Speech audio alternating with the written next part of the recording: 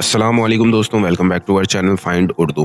Handed handed का मतलब है दिया गया, सुपुर्दगी की या हाथ से मुताल्लिक। हैंडेड का मतलब होता है किसी चीज को किसी दूसरे शख्स को देने या सुपुर्द करना।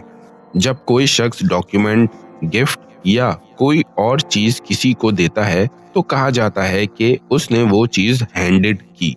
ये लफ्ज एक्शन और कंट्रोल के लिए भी यूज होता है, जैसे राइट हैंडेड या लेफ्ट हैंडेड, जो किसी एक हाथ का ज्यादा इस्तेमाल करते हैं। She handed the book to her friend. उसने किताब अपनी दोस्त को दी। तो दोस्तों, हैंडेड का मतलब है किसी चीज को देना या किसी और के हवाले करना, और ये डॉक्यूमेंट हैंड ओवर करने या हाथ के इस्तेमाल के हवाले से भी यूज होता है। उम्मीद है अब आपको हैंडेड का मतलब समझ में आ गया होगा। मिलते हैं नेक्स्ट वीडियो में। शुक्रिया।